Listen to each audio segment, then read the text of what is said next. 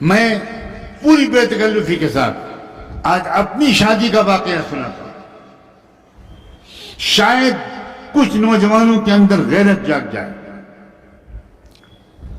میرا رشتہ جس خاندان میں طے ہونے لگا، اعلیٰ درجے کا دیندار خاندان، یو پی کے تبلیغی جماعت کے امیر کی بیٹی حضرت شاہ عبد القادر رائے پوری رحمۃ اللہ علیہ کے خاص الخاص تربیت یافتہ کی بیٹی، اس کے باوجود میں نے ایک خط لکھا اس لڑکی کے نام جس کے ساتھ میری شادی ہونے والی تھی، اور اپنی بڑی بہن کو وہ خط لکھ کر دیا اور کہا کہ آپ اس کو پڑھ لیجئے اور ان صاحبزادی تک اس کو پہنچا دیجئے۔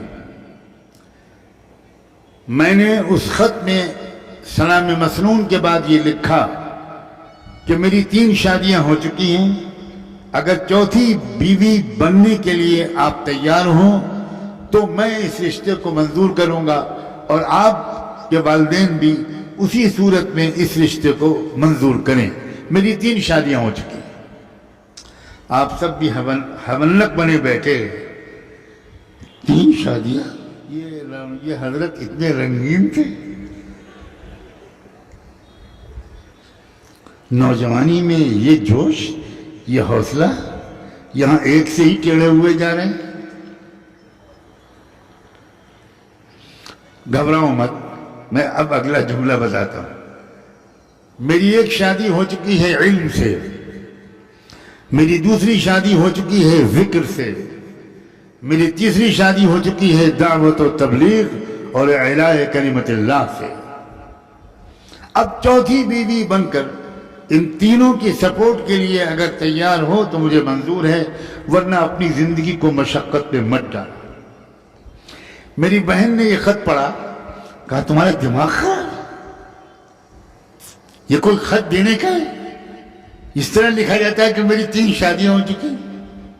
میں نے کہا آپ خط پھاڑ کے پھینک دیجئے، میں نے پہلے سے اس کی نقل تیار کر رکھی، آپ نہیں بھیجیں گی۔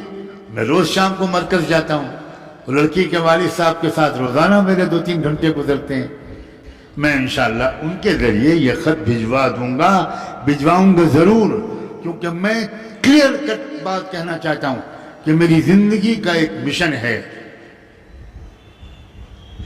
میری زندگی کا مقصد تیرے دین کی سرفرازی، میری زندگی کا مقصد تیرے دین کی سرفرازی، میں اسی لیے مسلمان، میں اسی لیے نمازی۔ ان کے والد اتنے اللہ والے تھے کہ جس وقت ان کی اہلیہ نے وہ خط ان کے ہاتھ میں دیا اور ان کے والد نے وہ خط پڑھا تو سجدہ شکر میں گر گئے۔ بہت رونے والے انسان تھے، بہت رونے والے انسان۔ مجھے بتایا گیا کہ 10-12 منٹ تک سجدے میں پڑے روتے رہے، شکر ادا کیا، اور بلا تکلف اپنی بیٹی کو میرا وہ خط پکڑا دیا کہ مولانا سجاد میاں کا یہ خط تمہارے نام آیا ہے، تم اکیلے میں اس کو پڑھ لو۔ بیچاری بری طرح شرما گئی ہوگی، خط پڑھا تو میں کیا بتاؤں، میں کیسے اللہ کا شکر ادا کروں۔ اس نے نیچے اس خط میں اپنے قلم سے ایک لائن لکھا کہ میں ہر مہینے میں 3 روزے اس پر شکر کی نیت سے مرتے دم تک ادا رکھوں اس نعمت پر۔ میں کب سے اس طرح کی دعائیں چپکے چپکے مانگ رہی تھی۔